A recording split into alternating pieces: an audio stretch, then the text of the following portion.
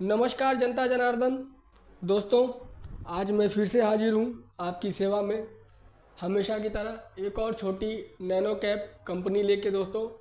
और आपको तो मालूम है दोस्तों, मैं पॉजिटिव कंपनीज़ के बारे में ही डिस्कस करता हूँ। ठीक है, मैं ऐसी कंपनीज़ के बारे में डिस्कस नहीं करता जो निगेटिव हो, जिसका सेल्स रुका पड़ा हो 2-4 साल 10 साल से। ऐसी कंपनीज़ पे मैं कभी भी कोई डिस्कशन नहीं करता।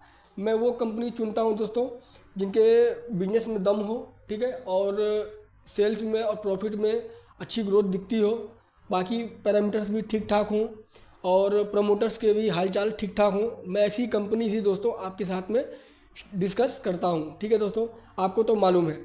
दोस्तों, उसी कड़ी में आज एक कंपनी और है मैं जिस पे बात करने वाला हूँ आपसे। आप इस कंपनी का नाम पहले ही देख लें, टचवुड एंटरटेनमेंट लिमिटेड। ठीक है दोस्तों, ये दोस्तों कंपनी है इवेंट मैनेजमेंट से रिलेटेड। ठीक है, इवेंट मैनेजमेंट से कंपनी रिलेटेड है। आप देख लें, ये company wedding and event management में काम करती है। Bespoke and luxury wedding and celebration, मतलब इन सब का कंपनी मैनेजमेंट करती है। उसके बाद आप देख लें कंपनी का सर्विस ऑफर्स, आप ध्यान से देखें क्या, इनविटेशन एंड गिफ्टिंग, ठीक है। उसके बाद hospitality and guest management, entertainment, logistic, है, destination and venues, wedding conceptualisation and management, ठीक है। उसके बाद design and decor, corporate event and exhibition, ठीक है, पॉलिटिकल एक्टिवेशन, ठीक है। मतलब कंपनी इवेंट मैनेजमेंट से के रिलेटेड काम करती है, बड़े बड़े कॉरपोरेट वर्ल्ड्स के लिए भी, गवर्नमेंट के लिए भी, और आम तौर पे पब्लिक के लिए भी। वेडिंग या किसी और इवेंट के बारे में अगर कुछ मैनेजमेंट चाहिए आपको, तो वो कंपनी प्रोवाइड करके देती है। आप देखें, उसके बाद कंपनी जो देखिए ओवरसीज डेस्टिनेशन वेडिंग, मतलब ओवरसीज़ में कंपनी अगर वेडिंग का कोई डेस्टिनेशन चूज़ करती है तो कौन कौन सा चूज़ करती है देखें आप, हैं, मस्कट, दुबई, है ये क्या, बोडरम, फिर Antalya, Istanbul, Dubai, Abu Dhabi, गाले। मतलब कंपनी का जो बिजनेस है दोस्तों, मतलब मुझे बहुत अच्छा लगा, ठीक ठाक है। और ये वन एंड ओनली कंपनी है जो मार्केट में लिस्टेड है। ठीक है, इसलिए मैं ये कंपनी आपके साथ में डिस्कस कर रहा हूँ। कंपनी अच्छी है। और क्लाइंट आप देखेंगे, जैसे कॉरपोरेट का जो कुछ इवेंट होता है तो उसको उसके लिए देखिए आप, क्या है, संघी सीमेंट, उसके बाद Reliance industry, LT food, TDI group, है, Bhatia coal company, Rupa and company, फिर सीएमडी है कंट्री इन, फिर आरएल इंडस्ट्रीज, उसके बाद क्या है ये दिलबाग ग्रुप है, सुमित ग्रुप। मतलब कंपनी की क्लाइंट बेस भी ठीक ठाक है, मतलब बढ़िया है। छोटी कंपनी है दोस्तों, बहुत बड़ी कंपनी नहीं है। मात्र 100-110 करोड़ के आसपास कंपनी का मार्केट कैप है, छोटी कंपनी है। और कंपनी का अगर आप रेवेन्यू ब्रेकअप देखेंगे तो रेवेन्यू ब्रेकअप कंपनी का ओनली एक ही है, वो भी इवेंट मैनेजमेंट सर्विसेज से है। ये मतलब जो भी इवेंट कंपनी मैनेजमेंट करती है उसी से रिलेटेड सर्विसेज है। आप देखें कंपनी का, अगर आप फाइनेंशियल्स देखना चाहेंगे तो देखें आप, मार्केट कैप देखें दोस्तों पहले आप, 106 करोड़ का मार्केट कैप है, बहुत ज़्यादा नहीं है, यानी कि बहुत छोटी कंपनी है। उसका करंट प्राइस देखें 96 रुपये का चल रहा है, हाई लो चल रहा है 76 रुपये और 202 रुपये का। स्टॉक का पी देखें दोस्तों आप, 19 का चल रहा है, और इंडस्ट्री पी भी चल रहा है 19 का, मतलब अपने इंडस्ट्री पी के आसपास है। ठीक है, ऐसा नहीं है कि बहुत ज़्यादा है बहुत कम है, ठीक है। उसके बाद आरओसी और आरओई देखें आप, 15 का और 11 का चल रहा है, जो कि गुड है, निगेटिव तो नहीं है, पॉजिटिव है, ये अच्छी बात है। उसके बाद फेस वैल्यू है 10 का। कंपनी थोड़ा डिविडेंड भी प्रोवाइड करती है 0.42% का। पेट्रोस्की स्कोर कंपनी का निकल के आता है 4 का, जो कि आप इसे अच्छा नहीं बोलेंगे, गुड भी नहीं बोलेंगे, लेकिन ये कह सकते हैं कि हाँ ठीक है, चलने लायक है, ठीक है। 3 का, 2 का तो नहीं है, हाँ ठीक है। 9 में से 4 पैरामीटर्स में भी कंपनी सही है, तो भी ठीक है, एडजस्ट कर सकते हैं। देखिए मैं क्या बोलता हूँ दोस्तों, कि फ्यूचर में कुछ भी हो सकता है, ठीक है। कंपनी आज बिजनेस करती रहनी चाहिए, अच्छा अच्छे से बिजनेस करे कंपनी, ठीक है। फ्यूचर में क्या होगा किसी को नहीं मालूम है, और फ्यूचर में दोस्तों बदलाव होते हैं। अगर कंपनी सही तरीके से काम करती रहे तो फ्यूचर में बदलाव हो सकते हैं, ठीक है। और मैं क्या बोलता हूँ दोस्तों कि कोई भी कंपनी का हम पास्ट पढ़ सकते हैं, प्रेजेंट पढ़ सकते हैं। इस कंपनी का पास्ट भी अच्छा है और प्रेजेंट भी अच्छा है, तो फ्यूचर भी अच्छा ही हो सकता है। एक हम अनुमान लगा सकते हैं, फ्यूचर अच्छा होगा या नहीं होगा ये कंफर्म कोई नहीं बता सकता, ठीक है। उसके बाद कंपनी का आप ग्राहम नंबर देंगे कि 60 का चल रहा है और करंट प्राइस चल रहा है 96 का, यानी कंपनी ग्राहम नंबर से लगभग 1.5 गुना के करीब करीब है। और ईपीएस कंपनी निकाल पाती है 4 रुपये 91 पैसा, जो कि ठीक ठाक ही है। आप मैक्सिमम चार्ट देखेंगे कंपनी का तो देखें कंपनी के चार्ट में दोस्तों ग्रोथ ही दिख रहा है आपको, ठीक है। ऐसा नहीं है कि चार्ट में बहुत ज़्यादा डिप कभी आया, ऐसा नहीं है। डिप आता है, देखिए कंपनी का जो चार्ट पैटर्न अगर आप देखेंगे तो देखिए थोड़ा डिप, फिर थोड़ा डिप, एक थोड़ा डिप इधर भी आया, लेकिन कंपनी बाउंस बैक करती है क्योंकि कंपनी के बिजनेस में दम है, मुझे ऐसा लगता है। मुझे लगता है तो इसका मतलब ये नहीं है कि हाँ सब सही ही होगा, ऐसा नहीं है। हाँ, कंपनी छोटी है तो छोटी कंपनी के बारे में दोस्तों कुछ नहीं कहा जा सकता कि आगे चल के क्या होगा, ठीक है। हम सिर्फ अच्छी कंपनी चुन सकते हैं, अच्छी कंपनियां हम चुन सकते हैं, बस इतना ही कर सकते हैं। तो ये दोस्तों कंपनी अच्छी लगी मुझे, इसलिए मैं आपके साथ में डिस्कस कर रहा हूँ। कंपनी ऑलमोस्ट डेट फ्री है और expected to give good quarter, मतलब कंपनी से उम्मीद है कि आगे चल के अच्छा क्वार्टर दिखा सकती है कंपनी। और कौन भी आप दोस्तों पढ़ लें अपने हिसाब से। डेटा डे थोड़ा सा गड़बड़ हुआ है, प्रोमोटर्स की होल्डिंग थोड़ी कम हुई है, लेकिन फिर भी प्रोमोटर्स की होल्डिंग ठीक ठाक है, मतलब अच्छी है।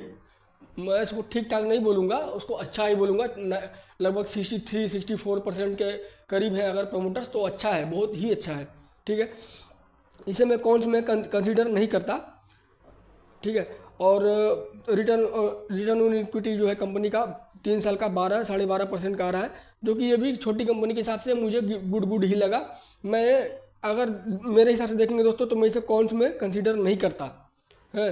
ये चीज़ें, ये पैरामीटर्स दोस्तों फ्यूचर में चल के सही भी हो सकते हैं, सही होंगे या नहीं होंगे ये कंफर्म मैं नहीं बता सकता, कोई नहीं बता सकता आपको, लेकिन हो सकते हैं। कंपनी अच्छे से काम करती रहनी चाहिए। आप देखें कंपनी का, आप सेल्स देखें ईयरली बेसिस पे तो 2 करोड़, फिर 3 करोड़, 6 करोड़, 12 करोड़, 13 करोड़, 18 करोड़, लगातार ग्रोथ, फिर 32 करोड़। लेकिन थोड़ा स्लो डाउन हुआ, थोड़ा स्लो डाउन हुआ 2-3 साल के लिए, 20, 10, फिर बाउंस बैक आया 26, 36, 32 और 64, यानी कंपनी के सेल्स में ग्रोथ ही है। कंपनी के सेल्स में अच्छा खासा ग्रोथ है, बहुत मैसिव ग्रोथ नहीं है, लेकिन हाँ ग्रोथ है ठीक ठाक। और कंपनी का अगर ओपीएम देखेंगे आप तो ओपीएम मान के चले आप 10 से 20% के ही करीब रहेगा। देखिए 13-12 फिर 20 यही है, लेकिन अभी 11 का चल रहा है, मतलब 10 से 20 के करीब करीब हम ओपीएम मान के चल सकते हैं। और कंपनी का अदर इनकम भी कुछ नहीं है, मैं आपसे बोला था ना दोस्तों कि कंपनी का अदर इनकम कुछ खास नहीं है। और कंपनी अपने कोर बिजनेस से ही अपना इनकम जनरेट करती है, तो जो कि अच्छा है हमारे लिए एज ए इन्वेस्टर। और कंपनी के प्रॉफिट में भी आप ग्रोथ देख सकते हैं, जहां पहले 2 लाख, 1 लाख, 3 लाख हो रहा करता था, आज वो 5 करोड़ 44 लाख पहुंच चुका है, जो कि ठीक ठाक है, बहुत अच्छा है। और अगर आप कंपनी के बोरोइंग और रिजर्व पे चलेंगे तो देखें बोरोइंग कंपनी के पास 1 करोड़ 54 लाख का है, और जिसके सामने रिजर्व पड़ा है 25 करोड़ 40 लाख का, जो कि एक्सीलेंट है दोस्तों, एक्सीलेंट।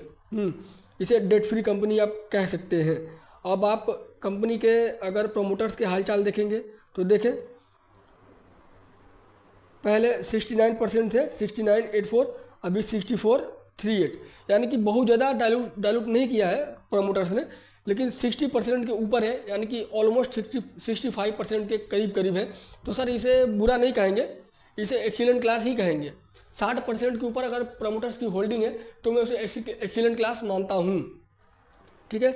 बाकी दोस्तों आपका क्या नज़रिया है, आप क्या सोचते हैं इस कंपनी के बारे में, आप भी पढ़ें और देखें, उसके बाद दोस्तों अपना राय आप कमेंट करें, ठीक है।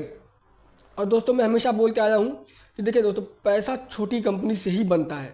अगर लॉन्ग टर्म में पैसा बनाना है, देखिए शॉर्ट टर्म में कुछ नहीं होता, ये मैं तो मान के चलता हूँ, ठीक है। ये भी आप भी मान के चलें कि शॉर्ट टर्म में कि कुछ चमत्कार हो जाएगा, ठीक है, ऐसा कुछ नहीं होगा, ऐसा कभी होता नहीं है, इक्का दुक्का बार ही होता है, हज़ारों में एक बार। लेकिन अगर मैं इन्वेस्टर हूँ तो मैं ये मान के चलता हूँ कि मुझे छोटी कंपनी से लंबे समय में अच्छा ग्रोथ मिल सकता है, ठीक है।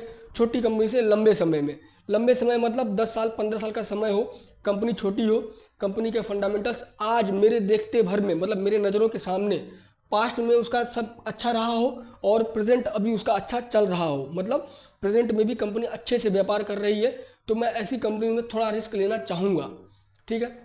मैं इस तरीके से देखता हूँ। तो हो सकता है कि इसमें से अगर मैं 50 कंपनियाँ रखूँ तो हो सकता है उसमें से 5-10 अच्छी निकल जाए, बेहतरीन निकल जाए, और फिर उसके बाद दोस्तों 5-10 कोई तो लेकर टिकाना है फिर ज़िंदगी भर। अगर 50 कंपनीज को मैं इन्वेस्ट कर रहा हूँ, छोटा छोटा अमाउंट है मेरा, मैं आपको बता रखा हूँ दोस्तों कि मैं छोटा अमाउंट ही छोटी छोटी कंपनीज में इन्वेस्ट करता हूँ।